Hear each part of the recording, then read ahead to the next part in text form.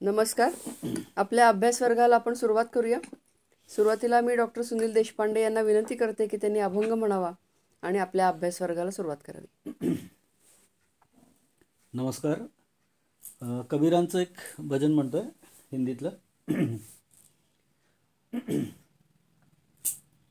मन लागो मेरो यार, यार फकीरी में. मन लागो मेरो यार, लागो फकीरी में. जो सुख पाओ राम भजन में, सो सुख नाही अमीरी में. भला बुरा सबका सुन लीजिए, कर गुजरान गरीबी में. मन लागो मेरो यार, लागो फकीरी में.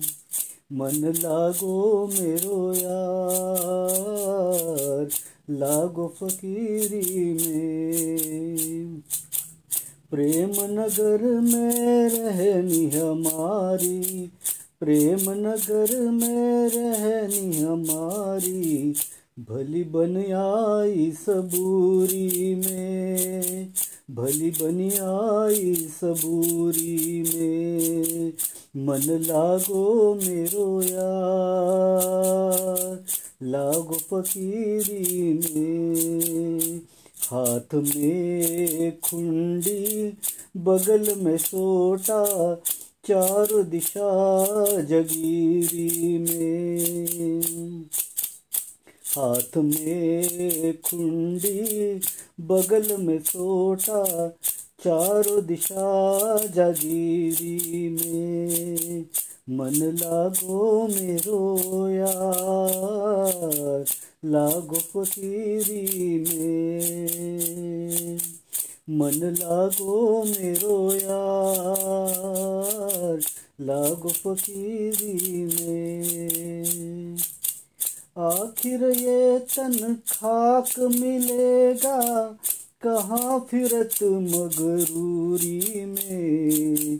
आखिर ये तन खाक मिलेगा, कहाँ फिरत मगरूरी में. कहत कबीर सुनो भई साधो, कहत कबीर सुनो भई साधो. साहिब मिले सबूरी में, साहिब मिले सबूरी में. मन लागो मेरो यार, यार फकीरी में. मन लागो मेरो यार, लागो फकीरी में, लागो फकीरी में, लागो फकीरी में. छान. मी आता सुचिताला विनंती करते की तिने निरूपणाला सुरुवात करावी. नमस्कार. ब्रह्मानंदं परमसुखदं केवलं ज्ञानमूर्तिं, द्वन्द्वातीतं गगनसदृशं तत्त्वमस्यादिलक्ष्यम्. एकं नित्यं विमलमचलं सर्वधि साक्षिभूतं, भावातीतं त्रिगुणरहितं सद्गुरुं तं नमामि. गुरुर्ब्रह्मा गुरुर्विष्णु गुरुर्देवो महेश्वरः, गुरुः साक्षात् परब्रह्म तस्मै श्री गुरवे नमः. अलंकापुरी पुण्यभूमी पवित्र, तिथे नांदतो ज्ञान राजा सुपात्र. तया आठविता महापुण्यराशी, नमस्कार माझा सद्गुरु श्री ज्ञानेश्वरासी. आपण आतापर्यंत बघितलं की दैवी संपत्ती धारण करणारा महापुरुष हा मुक्ती मिळवतो. आपण या दैवासुर संपद विभाग योग या अध्यायाच्या समारोपाकडे आलेलो आहोत. आणि अशी दैवी संपत्ती धारण करणारे उत्तम चरित्राचे जे महात्मे असतात त्यांचं वर्णन तुकाराम महाराजांनी एकाच ओवीमध्ये इतकं सुंदर केलेलं आहे. तुकाराम महाराज म्हणतात की त्यांनी त्यांनी पृथ्वीलाच वैकुंठ बनवलेलं आहे. म्हणजे असे जे तुका म्हणे केली त्यांनी वैकुंठ मेदिनी, म्हणजे या पृथ्वीचं रूपांतरच त्यांनी वैकुंठात करून टाकलेलं आहे. असं सामर्थ्य ज्याच्याजवळ आहे त्या दैवी संपत्ती धारण करणाऱ्या पुरुषामुळे सगळ्यांचाच उत्कर्ष होतो. म्हणजे असा उत्कर्ष येतोच, पण समाजाचा आणि पर्यायानं आपल्या राष्ट्राच्याही उत्कर्षाला कारणीभूत ठरतो. या उलट जो असुरी संपत्ती धारण करतो तो अपकर्षाला कारणीभूत ठरतो. दैवी संपत्तीमुळे चैतन्य परब्रह्माचा साक्षात्कार होतो आणि आसुरी संपत्ती धारण केल्यामुळे काय होतं, मनुष्य सुख दुःखाच्या जन्म मृत्यूच्या त्या रहाटगाडग्यामध्ये सतत फिरत राहतो. पण भगवंतांनी प्रत्येकाला स्वातंत्र्य दिलेलं आहे. म्हणजे ते म्हणतात की प्रत्येकानं दैवी मार्गानं जावं, दैवी गुणच धारण करावे. पण क्रियमाण कर्म जे आहे, क्रियमाण कर्माचं स्वातंत्र्य आपल्याला आहे आणि ते आपणच ठरवायचंय. म्हणजे जसं ज्ञानेश्वर माऊलींनी म्हणलेलं आहे की गुणकुसुमांची माळा हे घेऊन मुक्ती बाळा, वैराग्य निरपेक्षाचा गळा दिवसित असे. म्हणजे जो वीतरागी आहे किंवा ज्याला वैराग्य प्राप्त झालेला आहे, जो प्रपंचात राहतो असं आपल्याला दिसतं, पण सर्व संघांमधून जो केव्हाच मुक्त झालेला आहे असा महात्मा देह म्हणून आवश्यक असणारी कर्म असतात ती तर करतो. पण अशा महात्म्याचा वैराग्य हा त्याच्या चारित्र्याच्या, तर त्याच्या वर्तनाचा पाया बनलेला आहे. अशा त्याच्या गळ्यात ही 26 गुणांची माळा घालण्यासाठी मुक्तिरूपी उपवर कन्या या पुरुषाच्या, या वैराग्यवान पुरुषाच्या, वितरागी पुरुषाच्या मागे धावत येते आणि ही सगळी 26 गुणांची माळ त्याच्या गळ्यात घालते. माऊलींनी आणखीन एक सुंदर उपमा दिलेली आहे.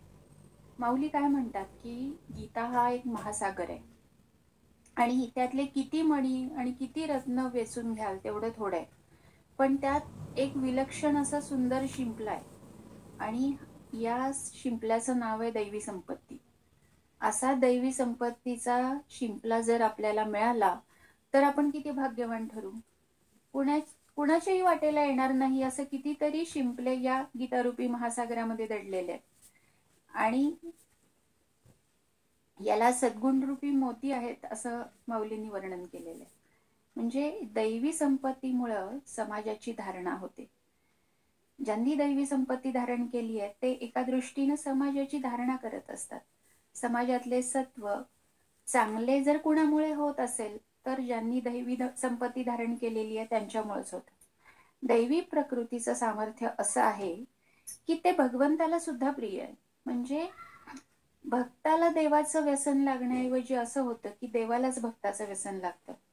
म्हणजे अशा भक्तावरती भगवंत स्वतःच लुब्ध होतो. भक्ताचा गोडवा त्या भगवंताच्या अंतःकरणामध्ये दाटतो आणि ज्यानं असे हे 26 गुण धारण केलेले आहेत अशा भक्तासाठी हा निर्गुण निराकार महात्मा सगुण साकार होतो. असा म्हणजे त्याच्यासाठी ईश्वराला रूप धारण करायला लागतं. दैवी संपत्ती धारण करणाऱ्या महापुरुषाचा भगवंतावरच इतका अधिकार चालतो, म्हणूनच हा एक सद्गुण आपण जाणीवपूर्वक धारण करायचा. आणि या उलट कसं आहे, दैवी संपत्ती धारण करणारी एक श्रेष्ठ मालिका जशी समाजात असते ना, तशीच दैवी संपत्तीला न मानणारी, देवांना न मानणारी, शास्त्राला न जुमानणारी अशी एक असुरी संपत्तीचा अधिष्ठान असलेली मालिका सुद्धा समाजामध्ये असतेच. आणि असे लोक काय करतात की लोकांना जितका त्रास देता येईल तितका त्रास देतात. म्हणून भगवंत म्हणतात असुरी संपत्ती धारण करणारे स्वतःचाही घात करतातच. स्वतःच्याच घाताला कारणीभूत ठरत असते तर ते ठीक होतं. पण जसं आपण बघतो की जो मनुष्य सिगारेट ओढतो तो स्वतः बरोबरच त्याच्या आजूबाजूच्या लोकांनाही त्या धुरामुळे त्रासदायक ठरतो. म्हणजे श्वासाबरोबर समोरच्यांच्या फुफ्फुसात सुद्धा तो धुराचा परिणाम जाणारच आहे. म्हणजे तो स्वतः सिगरेट ओढतोय, स्वतःचा घात तर करतोच आहे, पण त्याच्या अवतीभोवतीच्या लोकांनाही तो त्रासदायक होतो. किंवा मद्यपान करणारा असेल, तो स्वतः बरोबरच, स्वतःच्या आरोग्याबरोबरच, स्वतःच्या मनस्वास्थ्याबरोबरच आपल्या कुटुंबालाही अत्यंत त्रासदायक आणि घाताला कारणीभूत ठरतो. आता नुकतंच असं आपण आता आपल्या शेजारी राष्ट्राच्या अतिरेकी कारवायांना खतपाणी घालण्यामुळं त्यांचे जे काही हाल झालेत, आता त्यांची जी काही अवस्था झाली आहे ती बघतोच आहे. म्हणजे आसुरी संपत्ती धारण करणाऱ्यांचे काय परिणाम होतात, ते कसे स्वतःच्या आणि इतरांच्याही नाशाला, घाताला कारणीभूत ठरतात, ते आपण प्रत्यक्ष पाहतो आहे. आता आजचा जो श्लोक आहे, 22वा श्लोक आहे, तो श्लोक आहे एतैर्विमुक्त कौंतेय. मी डॉक्टर स्वातींना विनंती करते की 22वा श्लोक आणि त्याच्यावरच्या माऊलींच्या ओव्यांचं वाचन करावं. एतैर्विमुक्तः कौन्तेय तमोद्वारैस्त्रिभिर्नरः आचरत्यात्मनः श्रेयस्ततो याति परां गतिम्. धर्मादिकां चौही आतु पुरुषार्थाची तैची मातू करावी जै संघातू सांडीलहा. हे तिन्ही जीवी जव जागती तव वरी निकियाची प्राप्ती. हे माझे कान नाईकती देवोही म्हणे. जया आपण पे पढिये आत्मनाशा जो बिहे. तेणे न धरावी हे सोये सावधा होईजे. पोटी बांधोनी पाषाण समुद्री बाही आंगवण. का जियावया जेवण काळकूटाचे. इही कामक्रोध लोभेसी कार्यसिद्धी जाणतैसी. म्हणोनी ठावोची पुसी ययाचा गा.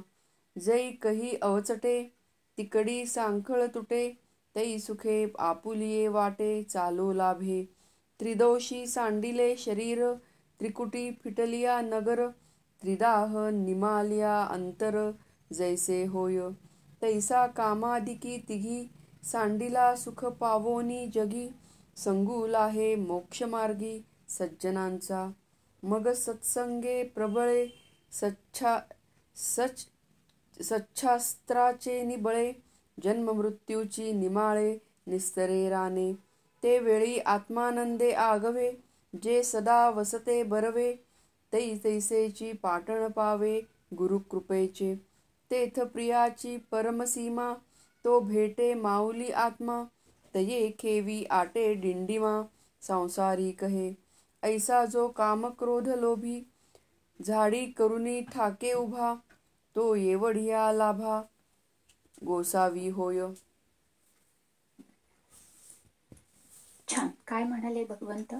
एतैर्विमुक्त कौंतेय तमोद्वारैस्त्रिभिर्नरः आचरत्यात्मनः श्रेय ततो याति परां गतिम्.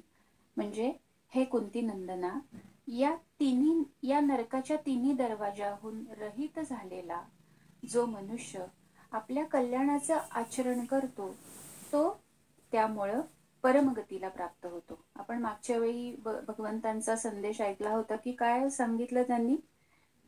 तस्मात् एतत् त्रयं त्यजेत. म्हणजे या तिन्हीचा तू त्याग कर.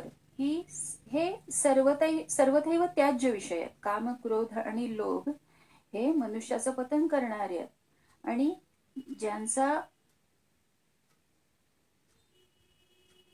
जे लोक या तिन्ही दोषांना आपल्या चुकीच्या समजुतीमुळं उन्नती करून घेण्यासाठी हा आपला मार्ग असं मानतात, त्यांचा भाव असाच असतो की मी या कामादिकांच्या साह्यानं सुख मिळवेन, आरामात राहेन, खूप भोग भोगेन.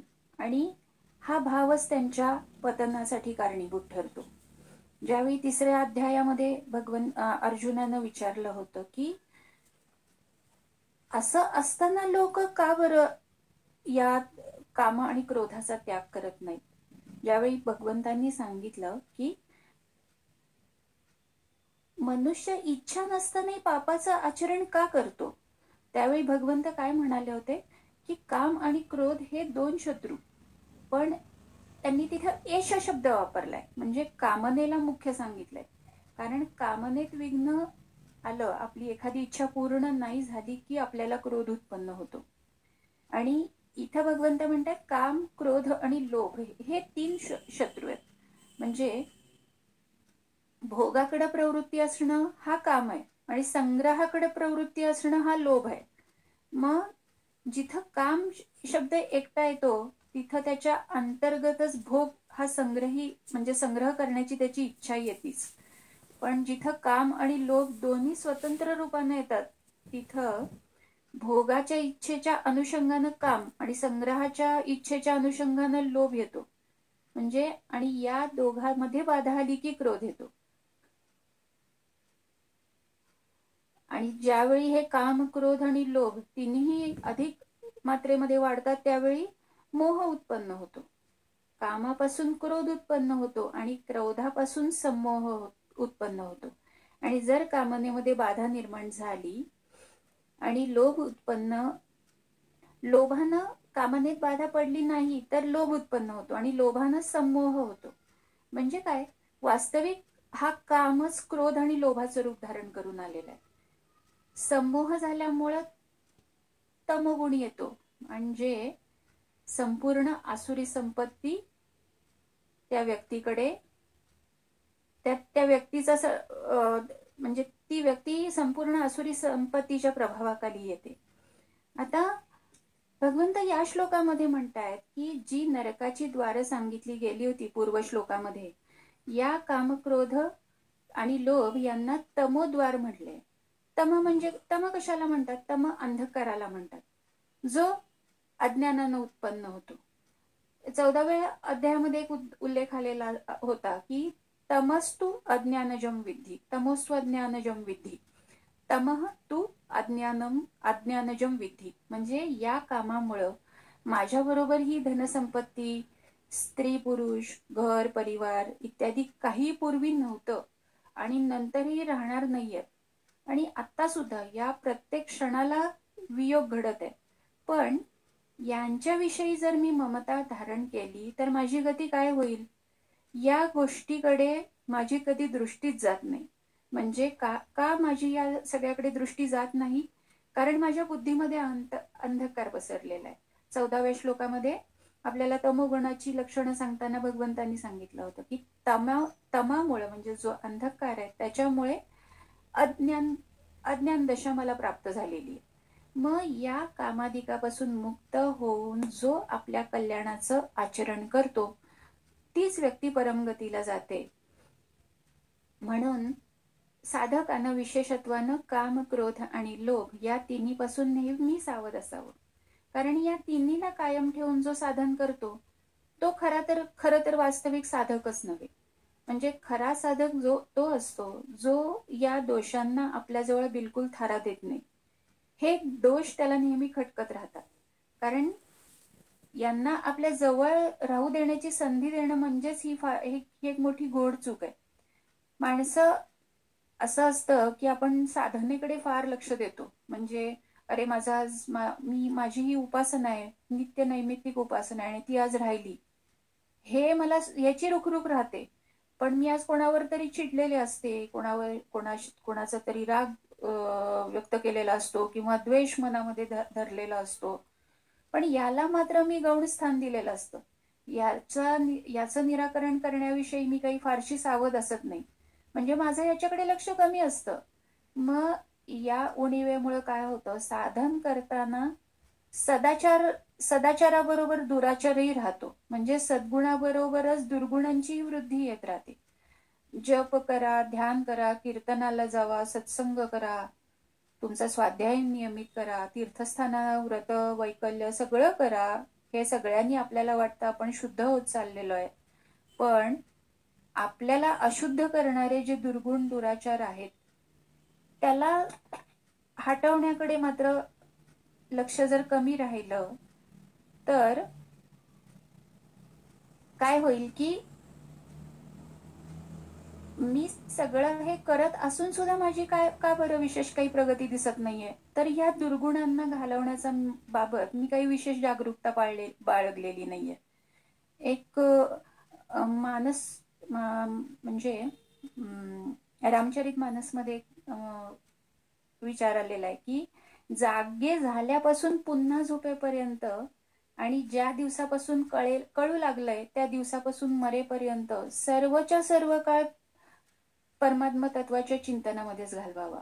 म्हणजे चिंतनाशिवाय या काम क्रोध या सगळ्याला किंचित सुद्धा संधी देऊ नये. म्हणजे कशासाठी असं सांगितलं की अरे आज हा माझ्याशी असं वागला काय, मग आता पुढच्या वेळी मला भेटू दे, मी असंच वागेन त्याच्याशी. असे जे काही नकारात्मक विचार आपल्यामध्ये निर्माण होतात त्याला आपण जे चिंतन भगवंताचं करत राहू, नाम जप करत राहू, त्याला हे चिंतन आपल्यामध्ये थाराच देणार नाही. म्हणजे एतैर विमुक्त कसं काय, जेव्हा या दुर्गुण दुराचारापासून पूर्णपणे आपण ज्यावेळी मुक्त होऊ तेव्हाच साधन करू शकू. म्हणजे जे साधकानं भगवत प्राप्तीचा मुख्य उद्देश ठेवून याच्यापासून या दुर्गुण दुराचारांपासून जे अगदी न कळत आहेत माझ्यामध्ये त्यांच्यापासून सुटण्याचं सुद्धा आपलं लक्ष एकाग्र करावं. म्हणजे काय की काही जाता जाता म्हणजे कोर्टामध्ये तर हे खूप असं बघायला मिळतं की कोणाचाही क्लायंटचा फोन आला की अगदी विनाकारण थाप मारायची की अरे मी बाबा आता कोर्टासमोर आहे, मी तुला नंतर फोन करतो. काही नाही, कोर्टासमोर वगैरे नसतो, बारमध्ये गप्पा मारत बसलेला असतो, पण सांगताना असं सांगतो की मी कोर्टासमोर आहे, मी तुला नंतर फोन करतो. आणि यामध्ये अजिबात काही गैर वाटत नाही. म्हणजे काय की इतकं असत्य, इतकी बेईमानी आपल्या बरोबर जर राहत असेल तर काय होईल, आणखी नव्या नव्या अशुद्धी, नवीन नवीन पाप होतच राहतील, ज्यामुळं मी करत असलेल्या साधनेचा प्रत्यक्ष लाभ मला काहीच घडून दिसून येणार नाही. मग याच कारणामुळं अनेक वर्ष साधन करत असून सुद्धा वास्तविक उन्नती काहीच दिसून येत नाही. मग आपल्यामध्ये काही विशेष परिवर्तन घडून येत आहे असं काही वाटतच नाही. या दोषांनी रहित झाल्यावरच माझ्यामध्ये खरी शुद्धी येणार आहे, खरी सात्विकता येणार आहे. म्हणजे ही अशुद्धी ही कशामुळे आहे, ही संसाराप्रती असलेल्या मोहामुळे आहे. मग नाहीतर मी जर परमात्म्याचा अंश आहे आणि जो अत्यंत शुद्ध आहे, ईश्वर अंश जीव अविनाशी, चेतन अमल सहज सुख रासी. म्हणजे तो भगवंताचा जर अंश आहे तर तो नित्य शुद्धच आहे, पण माझ्यामध्ये ही सगळी अशुद्धी संसाराप्रती माझी जी कामना आहे त्याच्यामुळे आलेली आहे. मग श्रेय आचरती असं पद आलेलं आहे याच्यामध्ये. कल्याणाचं आचरण करतो. कोण कल्याणाचं आचरण करतो की काम क्रोध आणि लोभ यापैकी कोणाचाही अंगीकार करून आचरण करता कामा नये. म्हणजे असाधन रहित निषिद्ध आचरण कधीच करता कामा नये. शुद्ध साधन केलं पाहिजे. म्हणजे अंतःकरणात कधी कोणती वृत्ती उत्पन्न झाली तरी त्याला आचरणात आणता कामा नये. म्हणजे अगदी मला खोटं बोलण्याचा मोह झाला तरी मी अगदी प्रयत्नपूर्वक ते टाळायला हवं. या कामक्रोधाधिकांच्या वृत्तींना दूर करण्यासाठीच नेहमी मी प्रयत्नशील असायला हवं.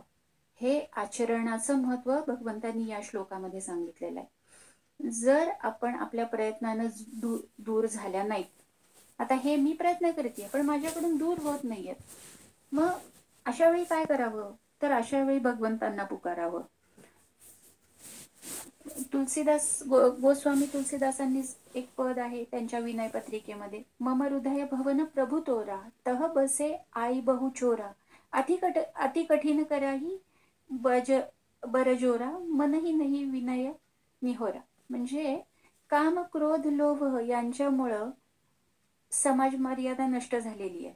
यांचा त्यागाचा उद्देश माझ्यामध्ये आहे, पण इतकं मला कामक्रोधांनी मोहानी लोभांनी ग्रासलेलं आहे की शुभकर्म सुद्धा कल्याणकारक ठरत नाहीये. मी केलेलं शुभकर्म लोभानग्रस्त झालेलं असल्यामुळं कल्याणकारी होत नाहीये. म्हणून यांच्या त्यागाकडे विशेष लक्ष पुरवावं. म्हणजे भगवंतांना शरण जाऊन त्यांना काय सांगावं की माझं हे जे सगळं कर्म आहे ते माझ्या उत्कर्षाला कारणीभूत ठरत नाहीये, तर काय कर भगवंता, तूच माझी मदत कर. म्हणजे मला दैवी संपत्तीकडे आकृष्ट कर. ज्या असं म्हणजे भगवंतांनी काय सांगितलेलं आहे की ज्याच्यावर माझी कृपा होते, दया उपजते, ते भगवंतांकडे सद्बुद्धी देण्यासाठी प्रार्थना करतात आणि मग त्यांना परमगती प्राप्त होते. म्हणजे जे आपल्या कल्याणासाठी शास्त्रविधीनुसार चालतात त्यांना तर परमगतीची प्राप्ती होतेच होते.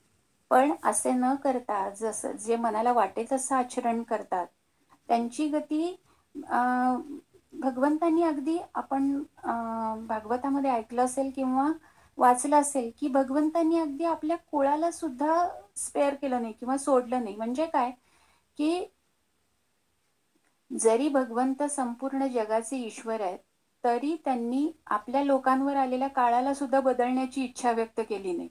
ज्यावेळी आपण ऐकतो ना की यादव अत्यंत माजले, त्यावेळी घडलं असं की हे सगळे भगवंतांचे पुत्र आणि पौत्र एकदा स्नानासाठी गेलेले होते आणि तिथं स्नानासाठी गेलेले असताना तिथे नारद, भारद्वाज असे सगळे ऋषी मुनी सुद्धा आलेले होते आणि या भगवंतांच्या पुत्रांना आणि पौत्रांना म्हणजे मुलांना आणि नातवांना या सगळ्या ऋषीमुनींची चेष्टा करण्याची इच्छा झाली आणि त्यांनी काय केलं, या अगदी म्हणजे तपपूत असे विश्वामित्रांसारखे मुनी तिथं त्यावेळी द्वारकेमध्ये आलेले होते आणि त्यावेळी त्यांनी या मुनींना विचारलं की हा जो भगवंतांचा पुत्र आहे, म्हणजे त्या सांबाला त्यांनी स्त्री वेशामध्ये नटवलं आणि त्यांच्या पुढे असं सांगितलं की हा बभ्रू राजाची पत्नी आहे, ही गर्भवती आहे आणि हे मुनिश्रेष्ठांनो आपण कृपया सांगावं की हिला काय होईल, मुलगा होईल की मुलगी होईल, कन्यारत्न होईल की पुत्ररत्न प्राप्त होईल. आणि बभ्रू राजाच्या मनात तर पुत्राची इच्छा मोठी आहे आणि आपण सगळेजण ऋषी आहात, तर या गर्भातून पुत्ररत्नच प्राप्त होईल असा आपण हिला कृपया आशीर्वाद द्यावा. हे ज्यावेळी त्या ऋषींनी ऐकलं आणि त्यांना लक्षात आलं की हे आपल्याला अशा पद्धतीनं फसवण्याचा प्रयत्न करतायत, आपली चेष्टा करण्याचा प्रयत्न करतायत, तर ते तपस्वी अत्यंत क्रुद्ध झाले. त्यांचे डोळे क्रोधानं अत्यंत लाल झाले आणि त्यांनी अशी शापवाणी उच्चारली की क्रूर, क्रोधी आणि दुराचारी असलेल्या हे यादव पुत्रांनो, भगवान श्रीकृष्णाचा हा पुत्र आहे साम आणि हा साम काय करेल, एका भयंकर लोखंडाचा मुसळ उत्पन्न करेल आणि ते जे मुसळ उत्पन्न होईल तेच तुमच्या यादव वंशाला आणि अंधक वंशालाच्या विनाशाचं कारण होईल आणि तुम्ही तुमच्या कुलाचा सगळेजण तुम्ही म्हणजे फक्त बलराम आणि भगवान श्रीकृष्ण यांच्याशिवाय तुम्ही सगळे उरलेले एकमेकांचा तुमच्या कुलाचा संहार कराल. पण त्याच वेळी त्यांनी भगवान श्रीकृष्णांच्याही निर्याणाचा विधी सांगितला की भगवान श्रीकृष्ण जेव्हा जमिनीवर झोपलेले असतील त्यावेळी जरा नावाचा व्याध त्याला आपल्या बाणानं विद्ध करी. म्हणजे हे सगळ्या गोष्टी ज्यावेळी सांगितल्या, भगवान श्रीकृष्ण तर प्रत्यक्ष परब्रह्म परमात्मा आहेत, पण या विधानांना, या ऋषींच्या विधानाला बदलण्याचा त्यांनी बिलकुल प्रयत्न केला नाही. त्यांनी हे विधान सत्य घडवूनच दिलं. आपल्याला माहितीये की ज्यावेळी सगळ्या कौरव पुत्रांचा महाभारतीय युद्धामध्ये विनाश झाला त्यावेळी अत्यंत शोकविव्हल झालेल्या गांधारीनं सुद्धा भगवंतांना शाप दिलेला होता की आजपासून 36 वर्षानंतर काय होईल की तुमचा संपूर्ण कुळाचा नाश होईल. मग ते गांधारीचं वचन सुद्धा भगवंतांना सत्य करायचं होतं. म्हणजे भगवंतांना हे गांधारीनं जो कुलाला शाप दिलेला होता तो सुद्धा आता त्यांना सत्यात आणायचा होता. त्यामुळे त्यांनी या विधानाला, या ऋषींच्या शापाला एक प्रकारे अनुमोदनच दिलं. म्हणजे आपण बघतोय की शास्त्र किंवा विधी विधान जे काही आहे ते भगवंतांच्या लेखी किती महत्वाचं आहे. आता माऊलींचे श्लोक डॉक्टर स्वातींनी वाचले, त्याचा एक थोडक्यात परामर्श घेऊया. काय म्हणतात माऊली की कोणीही या काम क्रोध लोभ यांच्या समुदायाची संगती सोडेल तेव्हाच त्यानं धर्मादी 4 पुरुषार्थापैकी एखाद्या पुरुषार्थाची गोष्ट करावी. म्हणजे काम क्रोध सुद्धा आहेत आणि मोठ्या मोठ्या पुरुषार्थाच्या गप्पा मारतोय असं मुळीच चालणार नाही. माऊली स्पष्टपणे सांगतात की या काम क्रोध लोभ यांची जर संगती सोडली असेल तरच त्यानं पुरुषार्थाच्या गप्पा कराव्यात. हे तिन्ही जोपर्यंत अंतःकरणामध्ये जागृत आहेत तोपर्यंत कल्याणाची प्राप्ती होईल. हे माझे कान ऐकत नाहीत असं भगवंत सुद्धा म्हणतात. मग ज्याचं आपल्या स्वतःवर प्रेम असेल आणि जो आत्मनाशाला भीत असेल त्यानं या काम क्रोध आणि लोभाच्या मार्गाला जाऊच नये, अत्यंत सावध राहावं. म्हणजे त्याला माऊलींनी पुढे दृष्टांत दिलेत की पोटाशी दगड बांधायचा आहे आणि अगदी स्वतःच्या बाहूंच्या बळावरती समुद्र पार करून जातो असं म्हणायचं. किंवा मला जगायचंय पण मी काळकूट विषाचं भोजन करून स्वतःला जिवंत ठेवणार आहे, इतकं जसं अत्यंत अशक्य गोष्ट आहे तशीच या कामक्रोध आणि लोभाची संगती करायची आणि पुरुषार्थ प्राप्त करून घ्यायचं. पुरुषार्थ प्राप्त करून घेतो असं म्हणायचं हे इतकं दुष्प्राप्य आहे असं माऊलींना सांगायचंय. या कामक्रोध लोभांनी कार्यसिद्धी तशी आहे असे समज, म्हणून अर्जुना यांचा मागमूस तू नाहीसा कर. जेव्हा कधी अकस्मात ही 3 कड्यांची साखळी तुटेल तेव्हा आपल्या वाटेनं म्हणजे आत्मानुभवाच्या वाटेनं सुखानं चालायला मिळेल. त्रिदोषांनी म्हणजे कफ वात पित्त यांचा अतिरेक यांनी शरीरास टाकल्यावर जसे शरीराला आरोग्य येते किंवा त्रिपोटीचा म्हणजे चोरी चहाडी आणि शिंदळकी यांचा नाश झाल्यावर नगरात जशी सुखानं नांदणूक होते, अथवा त्रिताप आध्यात्मिक अधिभौतिक आणि अधिदैविक नाहीसे झाल्यावरच अंतःकरण जसं आनंदित होतं, त्याप्रमाणे हे जे 3 काम आहेत काम क्रोध आणि लोभ या तिघांनी जो टाकलेला आहे म्हणजे ज्याचा त्याग केलेला आहे तोच या जगामध्ये सुख पाहून मोक्षमार्गात सज्जनांचा संग मिळवतो. मागच्या वेळच्या निरूपणामध्ये डॉक्टर स्वातींनी सांगितलेलं होतं की अशा पुरुषाला काय होईल ज्याचा संग या कामक्रोध लोभांनी टाकलेला आहे त्याला सज्जनांचा संग मिळेल. त्या निरूपणामध्ये आपण श्री महाराजांच्या दृष्टांतानी हा प्रसंग बघितलेला होता की श्री महाराजांची कशी कृपा होते त्या व्यक्ती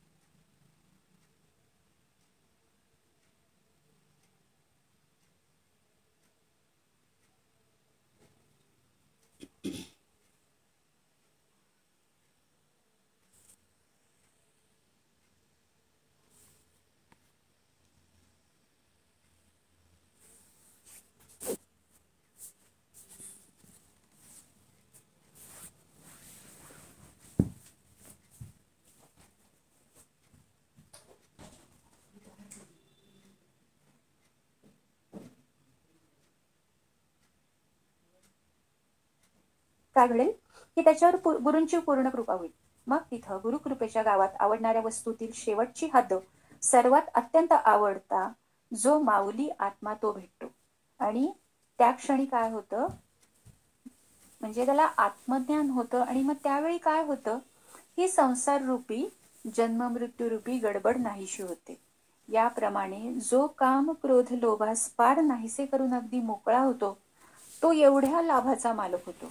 म्हणजे हे तिन्ही त्यागलेला पुरुष काय आत्मानंदामध्ये बागडतो किंवा आत्मानंद प्राप्त करून घेतो त्याचं माऊलींनी अतिशय सुंदर वर्णन केलेलं आहे. आता पुढच्या श्लोकामध्ये जो शास्त्र मार्गाचा त्याग करून कामाची कास धरून वागतो त्याची गती काय होते ते भगवंत सांगतात. मी डॉक्टर स्वातींना विनंती करते की 23वा श्लोक आणि त्यावरच्या माऊलींच्या ओव्यांचं वाचन करावं. यशास्त्र विधिमुत्सृज्य वर्तते कामकारतः न स सिद्धिमवाप्नोति न सुखं न परां गतिम्. नाहे नावडोनी काही कामादिकांचाची ठाई दाटिली जेणे डोई आत्मचोरे जो जगी समान सकृपू हिताहित दाविता दीपू तो अमान्यो केला बापू वेदू जेणे न धरीची विधीची भीड न करीची आपली चाड वाढवीत गेला कोड इंद्रियांचे कामक्रोध लोभांची कास न सोडीच पाळिली भाष स्वैराचाराचे असोस वळघला रान तो सुटकेची वाहणी मग पिवोन लाहे पाणी स्वप्नीही ते कहाणी दुरीची तया आणि परत्र तव जाये हे कीरतया आहे परी ऐहिकही न लाहे भोग भोगू तरी माशा लागी भुलला ब्राह्मण पाण बुडा रिघाला की तेथही पावला नास्तिक वादू तैसे विषयाचे निकोडे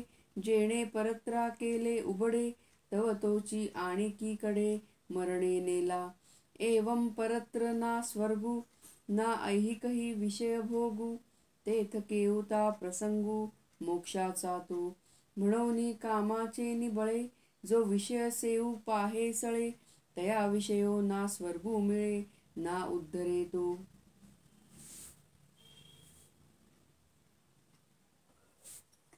या श्लोकामध्ये भगवंत सांगतात की जे या मार्गाने जात नाहीयेत, म्हणजे जे सत्संगती टाळतात, शास्त्र सोडून आपल्या इच्छेला येईल तसं वागतात, त्यांची अवस्था काय होते, तर त्यांची अवस्था सांगताना भगवंत सांगतात की जो शास्त्रविधीला सोडून आपल्या इच्छेनं वागतो त्याला सिद्धी मिळत नाही, परमगती नाही आणि सुखही प्राप्त होत नाही. आता आपण जर बघितलं की या अध्यायामध्ये काम हा शब्द 9 वेळा आलेला आहे.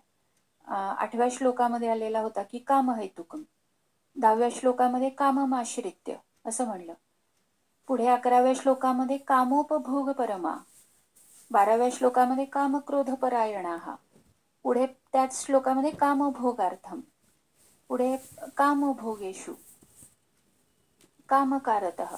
म्हणजे असा हा काम हा शब्द 9 वेळा आलेला आहे. म्हणजे यावरून आसुरी संपत्तीचं अधिष्ठान काम आहे हे अगदी स्पष्ट आहे. म्हणजे त्यामुळं ज्यानं काम जिंकला तोच दैवी संपत्तीकडे झेपावू शकतो. अन्यथा तो काय होतो, तो चित्तशुद्धी किंवा शाश्वत सुख आणि परमगती या सगळ्यालाच पारखा होतो. माऊलींनी काय म्हणलं या ओव्यांमध्ये की तो जन्ममरणाच्या सुटकेच्या ओघातील पाणी पिऊ शकत नाही. एवढंच काय, पण त्याला ती सुटकेची गोष्ट स्वप्नात देखील दूर असते आणि परलोकाला तर तो मुक्तोच हे ठाम ठरल्यासारखंच आहे. पण ऐहिकही त्याचं धड नसतं, म्हणजे त्याला ऐहिकही सुख काही भोगायला मिळत नाही. म्हणजे तरी माशांच्या लोभानं ब्राह्मण कोळ्यांच्या जातीत शिरला, तो त्या कोळ्यांच्या जातीतही असला नास्तिक आम्हाला नको असा म्हणून तो निषिद्ध ठरला किंवा त्याला कोळ्यांनीही दूर केलं. म्हणजे याप्रमाणे तो आपल्या जातीत आणि परक्या जातीत सुद्धा मुकला.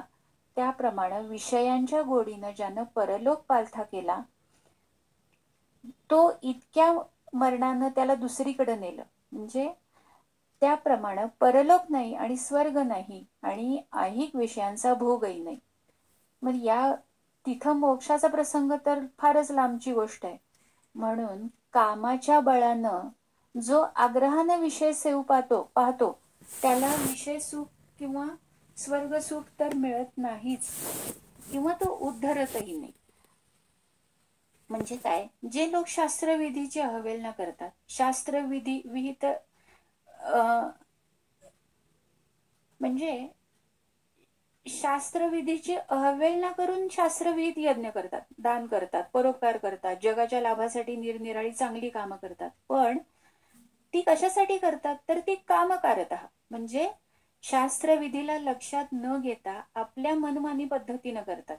वाटेल तसं करण्याचं कारण हे आहे की त्यांच्या अंतःकरणामध्ये जे कामक्रोधादी दोष वास्तव्य करतात त्यांची पर्वा ते न करता बाह्य आचरणानं ते स्वतःला श्रेष्ठ ठरवण्याचा प्रयत्न करतात.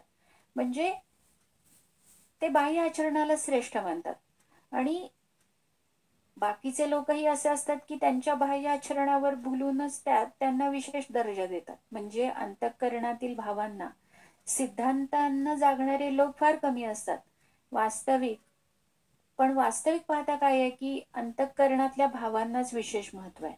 जर अंतःकरणामध्ये दुर्गुण दुर्भाव असतील आणि बाहेरून मोठे त्यागी तपस्वी असा दंभ करत असतील तर काय होतं, अशा प्रकारे अंतःकरणात वाढलेल्या देहाभिमानामुळे काय होतं, त्यांचे गुण सुद्धा, जर गुण काही असतील तर त्याचा सुद्धा दोषामध्ये रूपांतर होतं.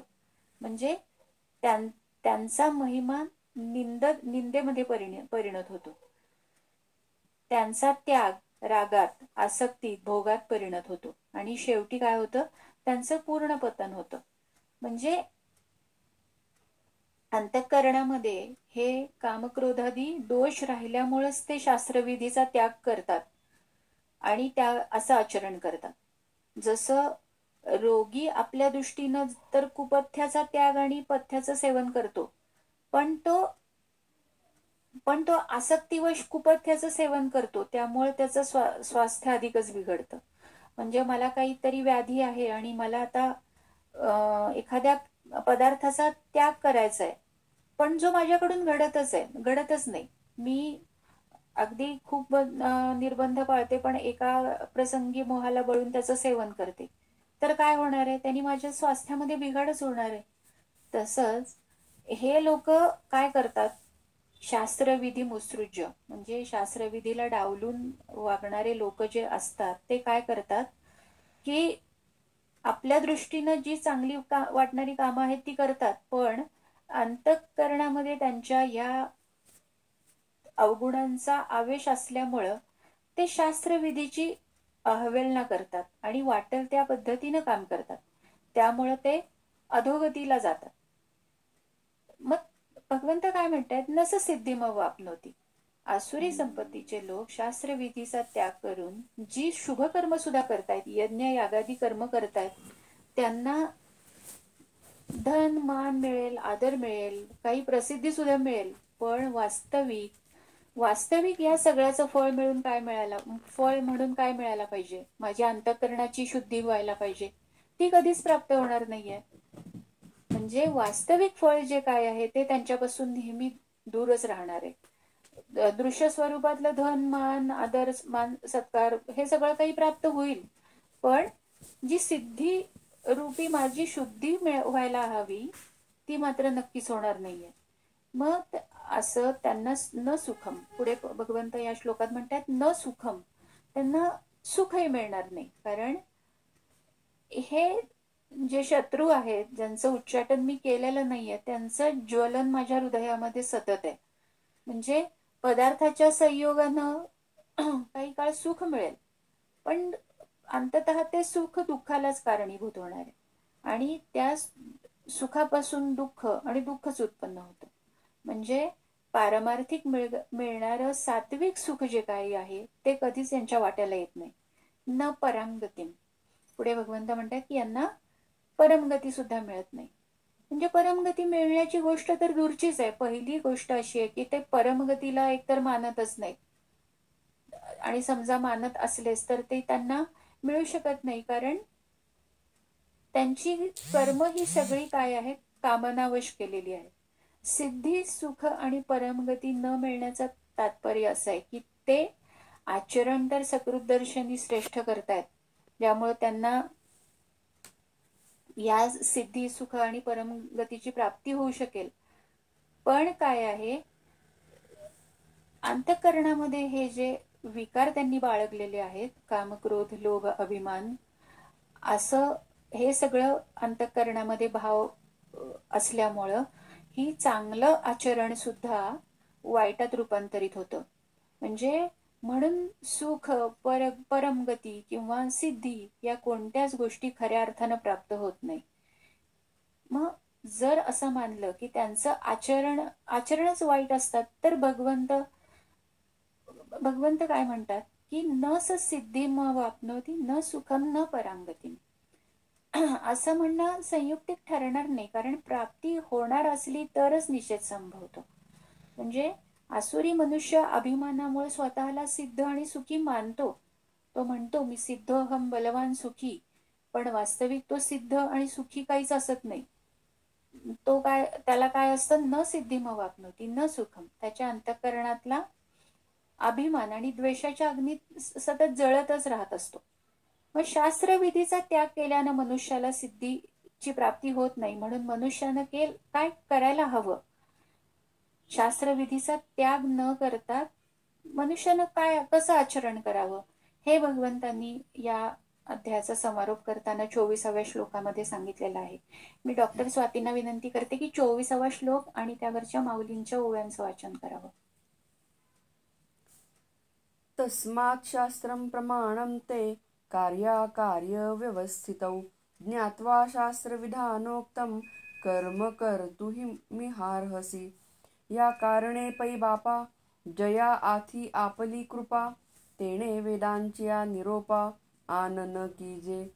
पतीचिया मता अनुसरोनी पतिव्रता अनायासे आत्महिता भेटेची ते. नातरी श्री गुरुवचना दिठी देतू जतना शिष्य आत्मभुवना माझी पैसे. हे असो आपुला ठेवा हाता आथी जरी यावा तरी आदरे जेवी दिवा पुढा कीजे. तैसा अशेषा ही पुरुषार्था जो गोसावी हो म्हणे पार्था तेणे श्रुती स्मृती माथा बैसडे घापे. शास्त्र म्हणेल सांडावे ते राज्य ही तृण मानावे जे घेववी ते न म्हणावे विषही विरुद्ध. ऐसिया वेदैक निष्ठा जालिया जरी सुभटा तरी के आहे अनिष्टा भेटणे गा. पै अहिता पासुनी काढिती हित देऊनी वाढविती नाही श्रुती परवती माऊली जगा. म्हणून ब्रह्मेसी मेळवी तव हे कोणे न संडावी अगा तुवाही ऐसेची भजावी विशेषेसी. जे आजी अर्जुना तू येथे करावया सत्य शास्त्रे सार्थे जन्मलासी बळार्थे धर्माचेनी आणि धर्मानुज हे ऐसे बोधेची आले आपैसे. म्हणून अनारिसे करू नये कार्याकार्य विवेकी शास्त्रेची करावी पारखी अकृत्य कुडे ते लोकी वाळावेगा. मग कृत्यपणे खरे निगे ते तुवा आपुलेनी आंगे आचरवनी आदरे चांगे सारावेगा. जे विश्व प्रामाण्याची मुदी आजी तुझा हाती असे सुबुद्धी लोकसंग्रहासी त्रिशुद्धी योग्यू होसी. एवं आसुरवर्गू आघवा सांगोनी तेथींचा निगावा तोही देवे पांडवा निरूपिला. यावरी तो पंडूचा कुमरू सद्भावो जीवींचा पुसेल तो चैतन्याचा कानी ऐका. संजये व्यासाचिया निरोपा तो वेळू फेडिला तया नृपा. तैसा मीही निवृत्ती कृपा सांगेन तुम्हा. तुम्ही संत माझिया कडा दिठीचा कराल बहुडा तरी तुम्हा माने एवढा होईन मी.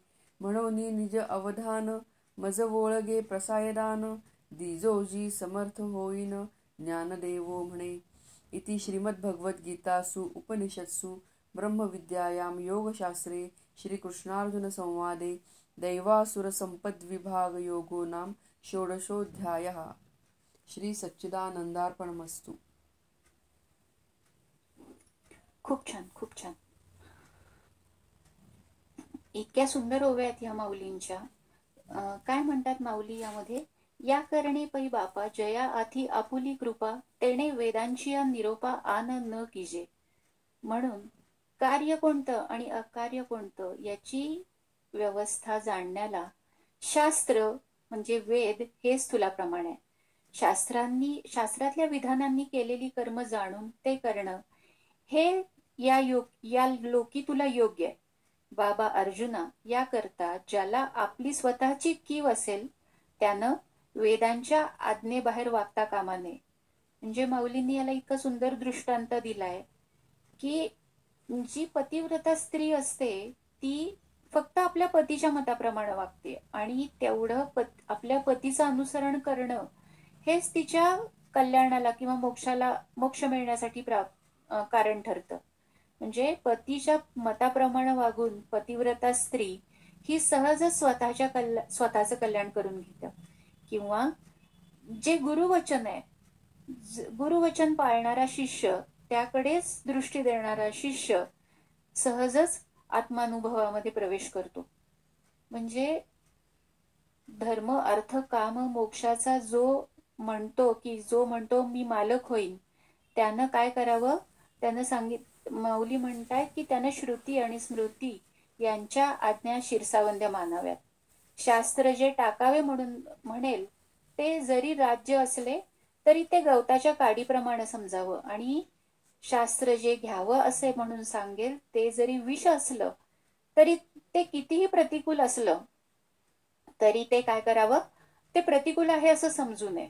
म्हणजे अर्जुना, केवळ याप्रमाणे वेदांच्या ठिकाणी जर एकनिष्ठ झाले तर अकल्याणाची गाठ कुठून पडणार? म्हणजे माऊलींच्या ह्या ज्या ओव्या आहेत ना, त्या प्रत्येकाने आपल्या मनावरती अगदी ठसवून घ्याव्यात असं आहेत.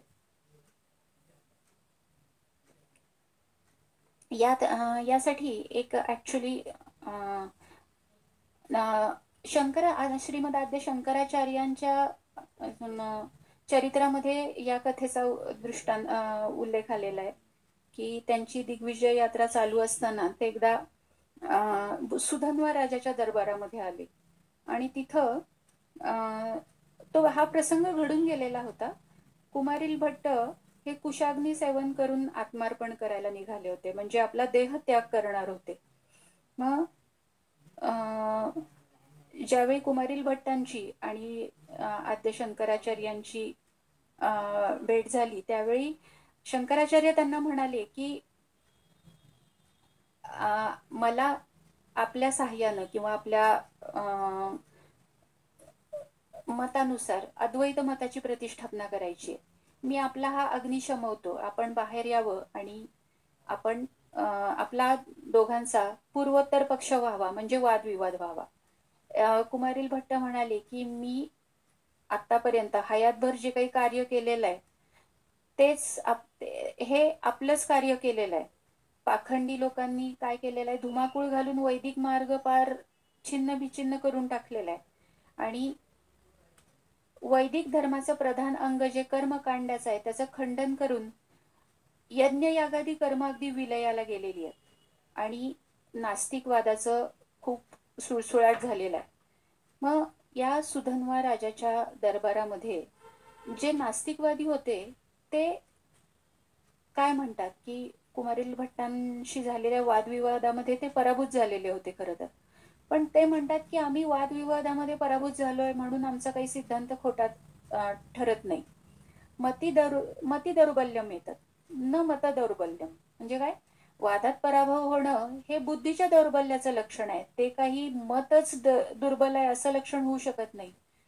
वेद हे अप्रमाणच आहेत. वेदात सांगितलेला धर्म हा खोटा आहे, आणि अहिंसा वगैरे असा जो काही आहे तोच खरा धर्म आहे, आणि आमचे सिद्धांत बरोबर आहेत.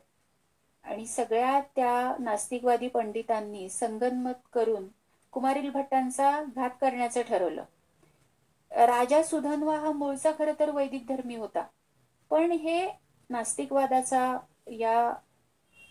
या पंडितांचा, निरीश्वरवादी पंडितांचा मोहक युक्तिवाद आणि बहुसंख्य प्रजा याला फॉलो करणारी असल्यामुळं, या नास्तिकवादामध्येच अडकलेली असल्यामुळं हे पंडित त्या राजाला काय म्हणाले की कुमारील भट्टांचे सिद्धांत जर खरे असतील तर त्यांनी पर्वताच्या कड्यावरून उडी घ्यायचं दिव्य कर्म करावं, आणि ते जर त्यातून जगले तरच आम्ही असं मानू की ते म्हणतात ते सिद्धांत खरे आहेत, वेद हे प्रमाण आहेत आणि त्यांचे सिद्धांत खरे आहेत असं आम्ही मानू. मग राजानं सुद्धा या कल्पनेला संमती दिली. कुमारील भट्टांनी सुद्धा ते मान्य केलं. म्हणजे खरं तर त्यांना मरण डोळ्यापुढे स्पष्ट दिसत होतं, पण स्वधर्माच्या रक्षणाकरता आणि आपल्या वेदांच्या रक्षणाकरता त्यांनी हे आनंदानं करायचं ठरवलं. कुमारील भट्ट हे दिव्य करायला सिद्ध झाले. सगळी मंडळी एका पर्वताच्या प्रचंड कड्याजवळ येऊन पोचली. कुमारील भट्टांनी अंतस्थ नारायणाचं स्मरण केलं आणि असं म्हणाले की जर वेद हे प्रमाण असतील तर मला काही इजा होणार नाही, असं म्हणून त्या प्रचंड कड्यावरनं त्यांनी उडी घेतली. आणि खरंच असं होतं की सनातन वैदिक धर्माची प्रतिष्ठापना व्हावी असा भगवंतांचा संकेत होता. आणि भगवंतांची खरंच त्यांच्यावर कृपा झाली. काळही अनुकूल होता. आणि हे सगळे जे नास्तिकवादी होते ते असंच वाट बघत होते की आता कुमारील भट्ट नक्कीच मरणार आहेत आणि आपण आता विजयी होणार आहे. पण आश्चर्याची गोष्ट अशी घडली की कुमारील भट्ट पूर्णपणे सुरक्षित राहिली. म्हणजे जसं आपण पुराणांमध्ये भागवतामध्ये ऐकतो की प्रल्हादाचा सुद्धा अशाच पद्धतीनं कडेलोट केलेला होता, पण तो सुद्धा सुरक्षित राहिला. तसाच कुमारील भट्ट सुद्धा अगदी सुरक्षित राहिले. म्हणजे जणू काही धरणी मातेनं त्यांना आपल्या पदरामध्ये झेलून धरलं. सगळ्या कुमारील भट्ट सुरक्षित राहिलेले बघून फक्त एक गोष्ट अशी झाली म्हणतात की त्यांनी जर या अव्ययाचा प्रयोग केलेला असल्यामुळं जर वेद प्रमाण असतील तर असं म्हणलं असल्यामुळे म्हणजे जर हे संशयसूचक पद आलंय यामध्ये. म्हणजे काय की यामध्ये थोडासा संशय त्यांनी व्यक्त केला, जर प्रमाण असतील तर, म्हणून त्यांना त्यांच्या डोळ्याला थोडीशी इजा झाली असं या कथेमध्ये म्हणलेलं आहे. मग हे बघून त्या नास्तिकवाद्यांच्या तोंडचं पाणी पळालं. पण कुमारील भट्टांचा विजय झाला म्हणजे हा राजा आपल्या हातचा जाणार आणि आपल्या धर्माला आलेलं राजसत्तेचं पाडबळ नाहीसं होणार, म्हणून आपल्या नास्तिकवादावर मोठं संकट ओढावेल. म्हणून हे पंडित काय म्हणाले, राजा ही गोष्ट मणी मंत्र तंत्र यांनी सिद्ध होऊ शकते. म्हणजे हे पडले आणि त्यांना इजा झाली नाही, हे काहीतरी मंत्रतंत्राचं त्यांचं सामर्थ्य आहे, पण हे काही खरं दिव्य नाहीये. आता त्यांनी आणखीन एक उपाय योजला की घागरीमध्ये मोठा काळा विषारी सर्प घालून ती घागर कोणालाही न कळता सभेत पालथी घालून ठेवावी आणि घागरीखाली काय आहे हे कुमारील भट्टांना ओळखायला सांगावं आणि ती घागर त्यांच्याच हातून उचलावी. आणि त्यांनी जर ओळखलं तर त्यांचा सिद्धांत जो वेद प्रमाण आहेत असं मानतात त्याला आम्ही खरं मानू. अशा रीतीनं सर्पदंश घडवून कुमारील भट्टांना ठार मारायचा बेत त्यांनी आखला. राजांनाही या गोष्टीला संमती दिली. ठरलेल्या संकेताप्रमाणे या निरीश्वरवाद्यांनी राजाचा दरबार भरवला. सभेमध्ये मोठ्या एका घागरीमध्ये काळ्या कभिन्न सर्पाला कोंडून ती घागर पालथी घालून ठेवली आणि कुमारील भट्टांना आव्हान देऊन सांगितलं की या घागरीखाली काय आहे ते ओळखून घागर उचलून आम्हाला दाखवा. जर ओळखता आलं नाही तर तुमचा सिद्धांत खोटा आणि राजाकडून तुमचा घात केला जाईल. जर तुम्ही ओळखलं तर राजानं वैदिक धर्माचा अंगीकार करून आम्हाला शासन करावं. हे ऐकून कुमारील भट्ट क्षणभर निश्चल राहिले आणि त्यांनी आपले नेत्र अर्धोन्मिलित केले आणि अंतस्थ नारायणाचं स्मरण केलं. आणि ईश्वरानं दिलेल्या बुद्धीप्रमाणे त्यांनी सांगितलं की या घागरीखाली शेषशाही भगवंत श्री नारायण लक्ष्मीसह विराजमान आहेत. राजा क्षणभर थांबला. त्याला आता वाटलं की आपल्या हातून या श्रेष्ठ अशा ब्राह्मणाचा आता घात होणार आहे. कुमारील भट्टांनी ती घागर उचलली आणि राजसभेमधले सगळे लोक सुद्धा कुतूहल बुद्धीनं बघत होते. तर काय आश्चर्य, तो सर्प जो त्यांनी आत घागरीमध्ये सोडलेला होता तो आपल्या शरीराचं कड करून बसलेला होता आणि त्याच्या त्या कुंडलाकृती शरीरावरती शेषशाही भगवंत पहुडलेले होते आणि लक्ष्मी त्यांच्या चरणांची सेवा करीत होती. सर्पानं आपला फणा श्रीहरींच्या मस्तकावर धारण केलेला होता. हे सगळं पाहताच सगळ्यांची शरीर हर्षानं म्हणजे अगदी प्रफुल्लित झाली आणि राजा स्वतः तर खरं तर वैदिक धर्मीच होता, पण त्या निरीश्वरवाद्यांच्या प्रभावाखाली येऊन त्यानं हे सगळं कर्म केलं. पण आता मात्र त्यानं एकमुखानं भगवान नारायणांचा जय जयकार केला सगळ्यांना आणि भक्तीनं नम्र होऊन प्रणाम करून कुमारील भट्टांना धन्यवाद दिले. आणि पूर्वी ठरलेल्या संकेताप्रमाणे त्या निरीश्वरवाद्यांना शासन सुद्धा केलं. म्हणजे समाजानंही वेदांचं प्रामाण्य मानून वैदिक धर्माचा पुरस्कार केला. अशा रीतीनं कुमारील भट्टांनी वैदिक धर्माच्या संस्थापनाचे निम्माधिक कार्य जे करून ठेवलेलं होतं ते कार्य त्यांनी पुढे शंकराचार्यांना करायला सांगितलं. आणि मग त्याच्यामध्ये पुढे येतं की या कुमारील भट्टांचे जे शिष्य होते मंडन मिश्रा, त्यांच्याकडे जाऊन मग त्यांना वादाची भिक्षा आपण घालावी असं कुमारील भट्टांनी शंकराचार्यांना सांगितलं. त्याप्रमाणे मग ते पुढे मार्गस्थ झाले, अशी कथा येते. पण या श्लोकाच्या अन्वयानं आपण काय बघतोय की धर्म आणि अधर्माचं एकमेव प्रधान प्रमाण म्हणजे शास्त्र आहे. आणि या शास्त्र हेच धर्म अधर्माच्या विज्ञानाचा हेतू आहे. हा धर्म हा अधर्म या प्रकारच्या ज्ञानाचं शास्त्रच आहे. आणि धर्म अधर्म हे काही इंद्रियांचे विषय नाही आहेत. देश काल निमित्त याद्वारे विशिष्ट धर्म दुसरीकडे अधर्म होऊ शकतो. म्हणजे शास्त्राशिवाय धर्म अधर्माचं विशेष ज्ञान होणं शक्य नाही. म्हणजे एखाद्या क्षत्रिय व्यक्तीनं मांसाहार करणं हे निषिद्ध नाही, पण तेच वेदांचं पालन करणारे, यज्ञ यागादी करणाऱ्या एखाद्या पंडितानं मांसाहार करणं निषिद्ध आहे. पण एक कथा येते की ज्यामध्ये विश्वामित्र ऋषी खूप दिवस भुकेलेले असतात, त्यांना काहीच मिळालेलं नसतं खायला. तर त्यांनी वाटेत पडलेल्या एका मांसाच्या तुकड्याचं भक्षण केलं. केवढं भक्षण केलं की आपला जीवन निर्वाह होईल एवढंच. मग यासाठी केलेलं जे शास्त्राचं उल्लंघन आहे तो काही अधर्म नाहीये. म्हणजे अशी जी धर्म काय आणि अधर्म काय ह्याच्यासाठी बुद्धी प्रमाण नाहीये. म्हणजे प्रत्येक जण जर आपल्या बुद्धीप्रमाणे वागायचा प्रयत्न करायला लागला तर अनाचार ठरेल. पण जर शास्त्राचा आधार घेतला, शास्त्राचे आदेश मानले, तरच समाज हा नीतीसंपन्न राहील, सदाचरणी राहील. म्हणून हा जो विशेषतः शेवटचा श्लोक आहे तो सगळ्या म्हणजे यावत मानव जीवांचं कल्याण करणारा भगवंतांचा हा उपदेश आहे. म्हणजे कार्य कोणतं, अकार्य कोणतं, कर्म काय, अकर्म काय, हे तुला कोण उलगडून दाखवेल? तर काय तुला करायला हवं? तुला शास्त्राला शरण जायला पाहिजे. आता शास्त्र वाचलं तर ते कळेलच असं नाही. मग शास्त्र समजावं म्हणून आपल्याकडे श्रवण भक्तीला इतकं विशेष महत्व आहे. शास्त्रात काही वेळा परस्पर विरोधी छेद देणारी, म्हणजे एकमेकांना कॉन्ट्राडिक्ट करणारी विधानं असतात. म्हणजे जरी साधी तुकाराम महाराजांची गाथा जी आपल्याला सहज कळू शकते, मग तिथे एकदा महाराजांच्या गाथेमध्ये येतं की तुका म्हणे गर्भवासी सुखे घालावे आम्हासी.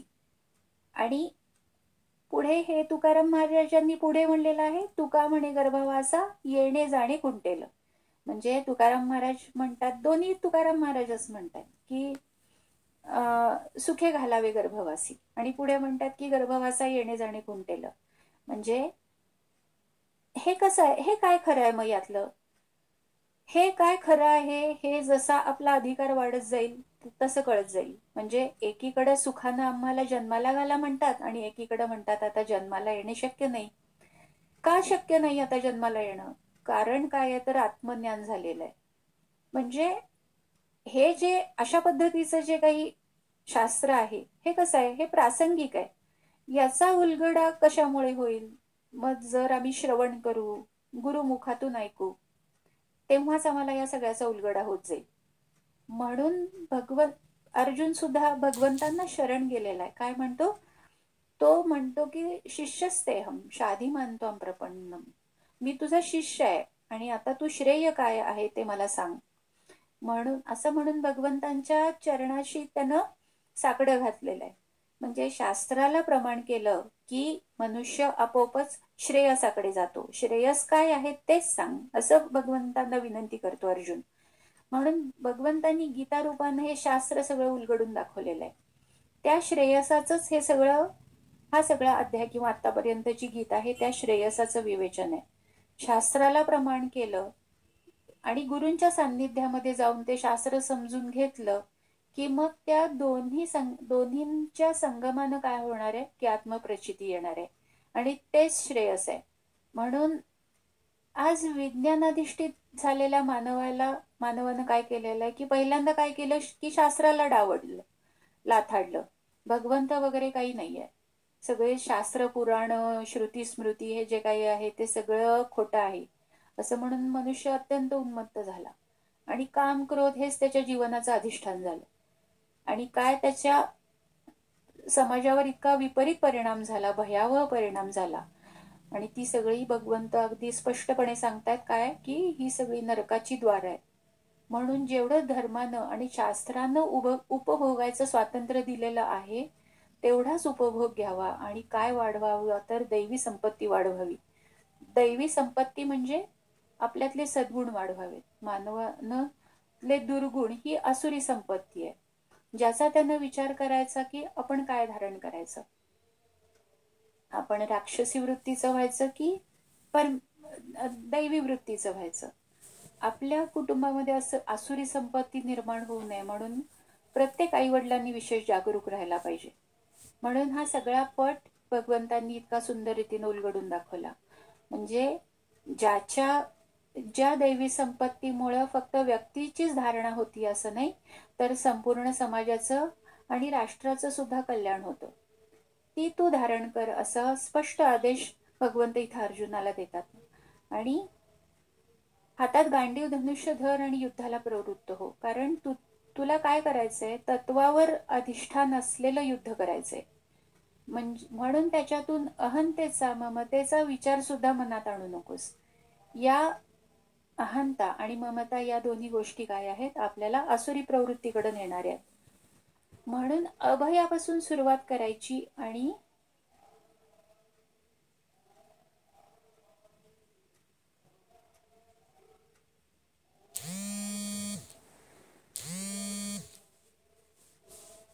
पाया करायचा आणि अमानित्वाला कळस करायचा. किंवा अमानित्व हा पाया जर केला तर अभय त्याचा कळस होईल. म्हणजे कोणत्याही मार्गाने गेला तरी दैवी संपत्ती धारण केल्याशिवाय काही पर्याय नाही.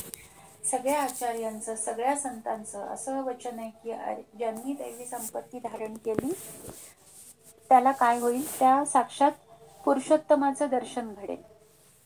आता या नोटवरती आपण आज थांबूया. आणि मला असं वाटतं की भगवंतांनी जे सांगितलं की आसुरी संपत्तीचा त्याग करून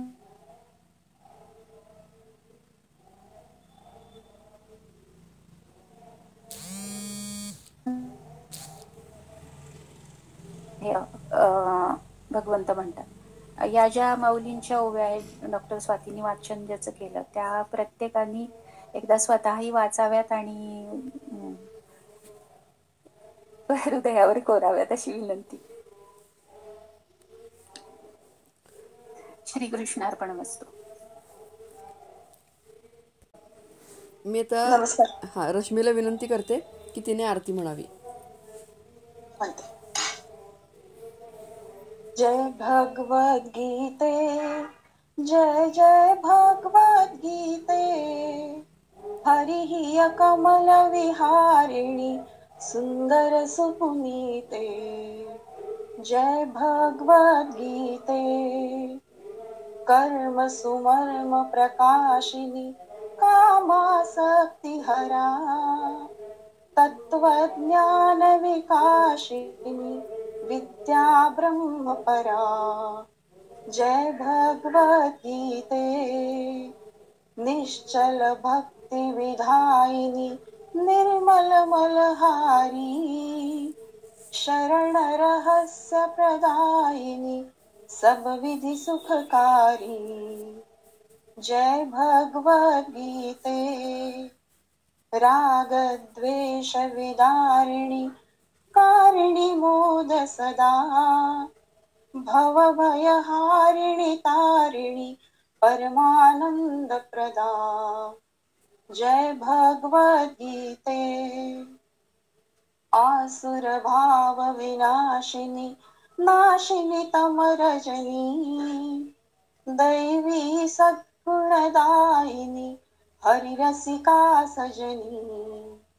जय भगवद गीते, समता त्याग सिखावनी हरिमुख की वाणी सकल शास्त्र की स्वामिनी श्रुतियों की रानी जय भगवत गीते दया सुधा बरसावनी मातु कृपा कीजे हरि पद प्रेम दान कर अपनो कर लीजे जय भगवत गीते जय भगवत गीते जय जय भगवत गीते हरि कमल विहारिणी सुंदर सुपुनीते जय भगवत गीते.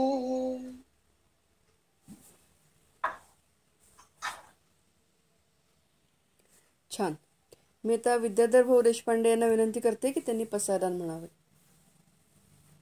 ऐकू येते. हो येते.